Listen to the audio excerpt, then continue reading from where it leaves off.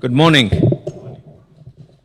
Excellency, I was a bit worried. The voices were out. Then I remembered everyone here is a prosecutor, and probably me and you are the only, I don't know whether we should call ourselves politicians. It's not a very, first of all, I want on the onset, on behalf of the people of Mombasa, to say thank you, Asante, for choosing Mombasa as your preferred destination for your conference. It truly means a lot to us. We do not take it lightly at all. Secondly, I think that is a testament that we are a county that is growing. You will realize that there's a lot of construction ongoing, and a testament of what you should be able to see the next conference that you're going to be able to come to: smoother roads, smoother networks, and growth in general. Now, Your Excellency, you know, when we were walking in, and I was telling him, I was telling the President, it's not every day that you get to speak to the heads of public prosecution for the whole Commonwealth. And I was trying to figure out, then it dawned on me, the county courts have a prosecutor, and that prosecutor actually falls under the office of the DPP in Kenya, Renson. He gazettes those particular prosecutors. There's a certain piece of legislation, Your Excellency, you are aware, and you've told me not to go that direction, but there's a certain piece of legislation that we hope to enact, a county piece of legislation, and this legislation, now more than ever, would be the right time for us to be able to put it into place. We want to put a legislation to ensure that when you come to Mombasa, you finish all your money here. And chances of you spending your per diem and your allowances back in your home country are not a very ideal thing.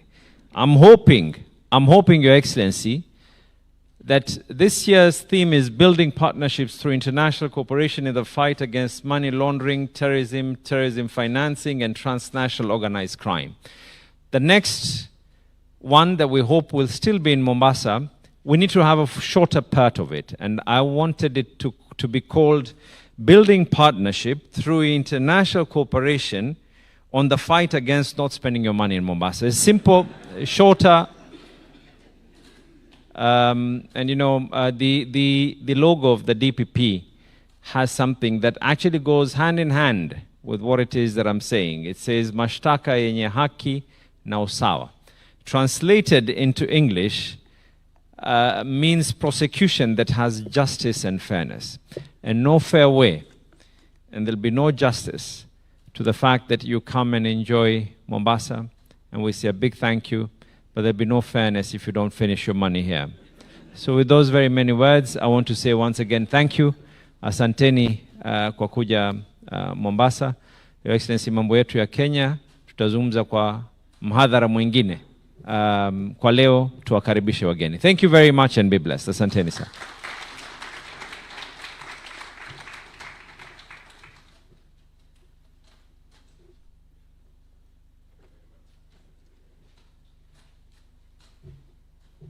Thank you very much, Governor Mombasa.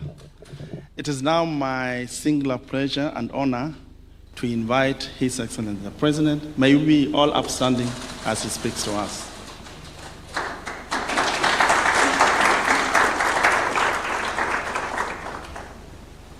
Thank you very much, Renson. Thank you very much. Ladies and gentlemen, let's take our seats.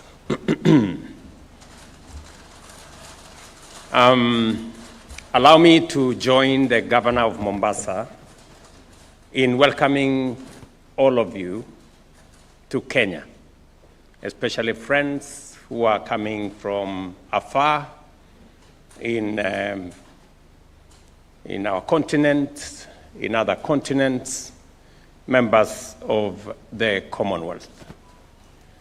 And as I welcome you to Kenya, on behalf of the government and people of Kenya, I am sure that Renson and his team have provided every assistance to ensure that this conference goes in accordance with the plan, and that each and every one of you have enjoyed the moments to share the experiences. And therefore, ladies and gentlemen, all of us in this room are alive to the undeniable fact that we live in a world where the threat of transnational organized crime continues to grow in scale and complexity. Crimes such as money laundering, terrorism, and terrorism financing, including human trafficking, pose serious and escalating risks to our countries, our regions, and to the global community. The perpetrators of these crimes operate under borders, across borders, moving people, goods, and illicit money through shadowy networks, whether by smuggling narcotics between nations or trafficking vulnerable individuals across continents and laundering dirty money through intricate offshore systems. We therefore need greater vigilance, more robust partnerships, and integrated international responses to identify, investigate, and prosecute those behind these crimes. It is through such collaboration between national, regional, and international agencies that we can effectively disrupt and neutralize these threats and blunt their negative impacts. To underscore the gravity of this challenge, allow me to briefly reflect on Kenya's experience in this space. Terrorism, one of the most dangerous forms of transnational organized crime, continues to pose a persistent and evolving threat to our nation and region. Kenya has endured several devastating attacks, including the 1998 United States Embassy bombing in Nairobi, the 2013 Westgate Mall siege, as well as the 2015 Garissa University and the 2019 Dusit II complex attacks. However, through heightened vigilance, enhanced intelligence, and strengthened international cooperation, Kenya has made notable progress in bringing perpetrators to justice. Just last month, 2 individuals were found guilty of aiding the Dusit II attackers, and sentencing is scheduled for June 19th this year. In the Garissa University case, the courts in 2019 found 3 individuals culpable and were sentenced to life imprisonment and 41 years each. Currently, 24 terrorism-related cases remain active before our courts, the majority involving membership in international terrorist organizations. These efforts have not only led to successful prosecutions, but have also significantly suppressed such attacks and contribute to enhanced national security. In addition, a total of 720 cases involving trafficking in children and other persons, unlawful acquisition of travel documents, fraud and misrepresentation, facilitating illegal entry into or exit from countries, interfering with travel documents and personal effects, and trafficking in persons for purposes of organized crime were reported between 2021 and 2024. The Office of the Director of Public Prosecutions has also registered 30 money laundering cases in the last 3 years. An in-depth analysis of these cases show that the perpetrators and criminal networks operate across multiple jurisdictions and have a presence on social media platforms. In addition, financing, facilitation, and commission are transboundary in nature. For instance, during the Dusit terrorism attack, financing was traced to banks in South Africa, various banks within Kenya, and Somalia. Furthermore, criminal networks have evolved their modus operandi. In human trafficking cases, often terrorists pose as victims to facilitate the movement across borders. They also operate through sophisticated, encrypted social media platforms and increasingly use cryptocurrency to finance their activities. These cases underscore the scale and complexity of the threat we face and the urgency of sustained and coordinated action. Therefore, the theme of this conference, Building Partnerships, a United Front Against Transnational Organized Crimes, could not be more timely. It reflects the critical need for prosecutorial agencies to develop regional and international mechanisms to collaboratively address emerging threats. No single agency or country can confront these complex crimes in isolation. Through the exchange of knowledge and best practice, we are better able to understand the legal nuances across jurisdictions and craft innovative approaches for effective investigations and prosecutions. Mutual legal assistance and extradition remain vital pillars of this effort. They provide formal pathways for cross-border information sharing. Joint investigations allow for real-time collaboration and pooled expertise, enabling us to dismantle criminal networks more effectively. I am aware that the Office of the Director of Public Prosecutions in Kenya has signed MOUs with various prosecutorial agencies, including Azerbaijan, Morocco, Qatar, and Saudi Arabia. These partnerships are instrumental in enhancing collaboration on matters relating to terrorism and terrorism financing, transnational organized crime, and in building the capacity of prosecutors to respond more effectively to these complex threats.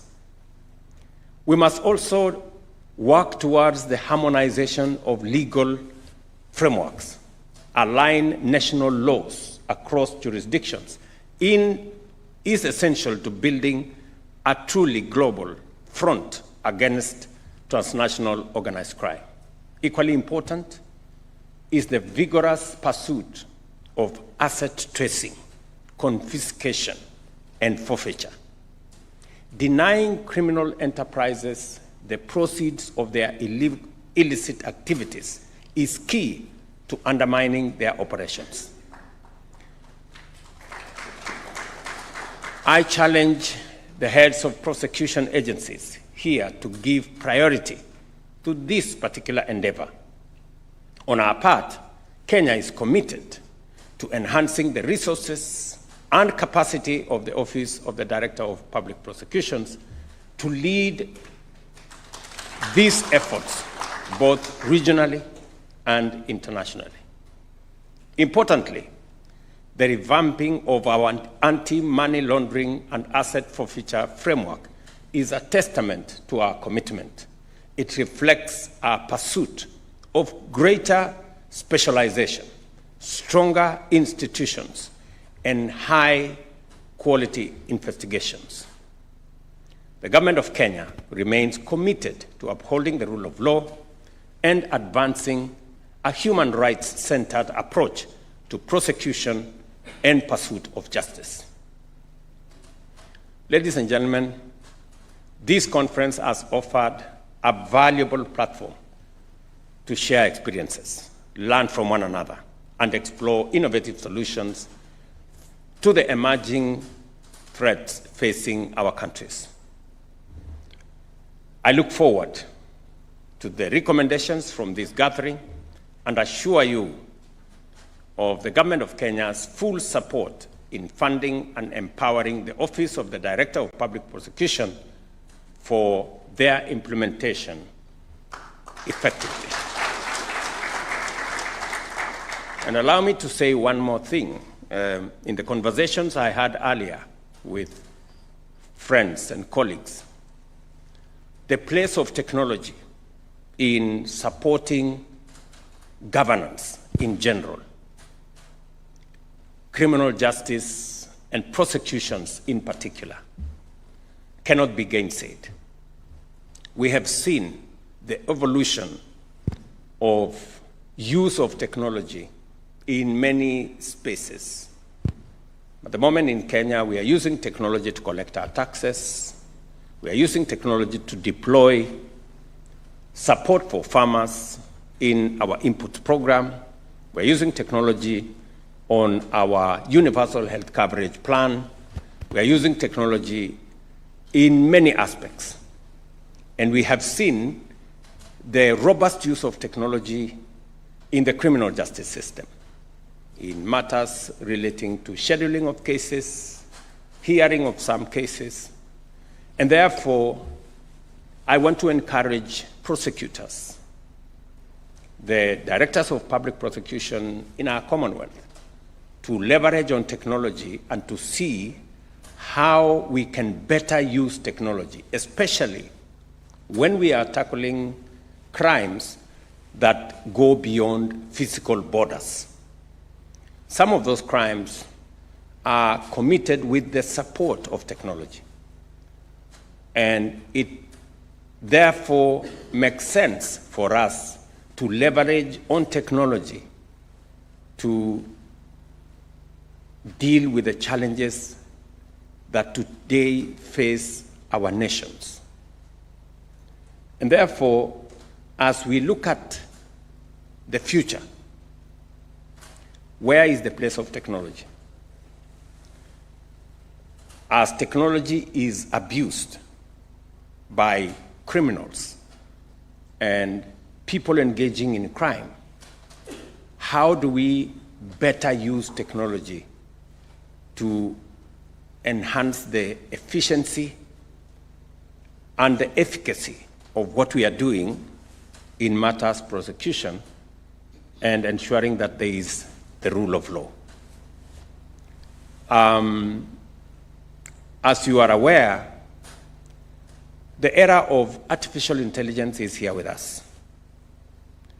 And it comes both as a threat, but much more importantly, as an asset for us to use to be able to better manage global governance. How do we use artificial intelligence much more effectively? There are those who say artificial intelligence is going to replace people in the workplace, maybe replace teachers, maybe replace doctors. I don't know whether prosecutors will be replaced in the process. But how do we better use artificial intelligence to deal with matters that are of a nature that physical boundaries, individual nations, individual agencies cannot deal with on their own?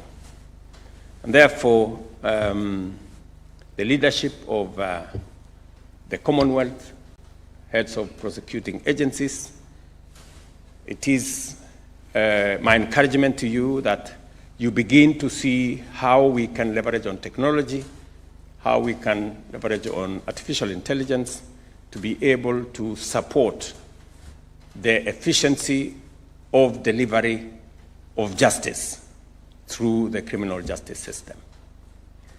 Again, as I conclude, I also want to apologize that there is a lot of construction around. Maybe you didn't find your way to this hotel. There was a lot of dust on the way. As the governor has said, we are undertaking a lot of public works around roads in Kenya. We are currently undertaking construction of about 2,500 kilometers, including this particular road here. There is also a lot of construction around housing, markets, hostels, stadia, as we transform our region and provide for public services and goods to the people of Kenya, including social infrastructure. And therefore, bear with us as we do this. It only makes your next conference better, and we want to do that across our counties and across our country. We also are working together collaboratively within the region. I would also encourage those of us from the East African community.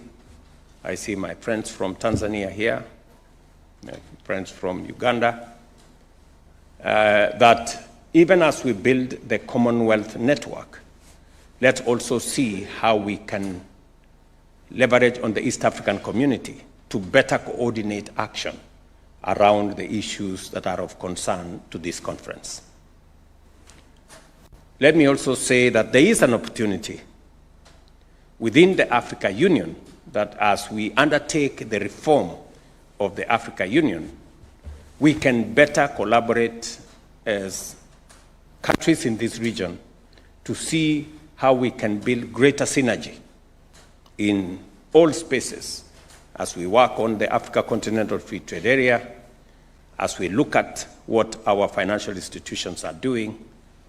And I think the areas of governance, criminal justice system, and prosecution should not be left behind as we build the networks to better leverage the opportunities that exist in our continent and to better deploy the assets and the resources we have, whether it is the human capital that exists in plenty in our continent or the resources, mineral and natural resources that are available in our continent, to better improve the quality of life and the place of citizens of our countries and of our region.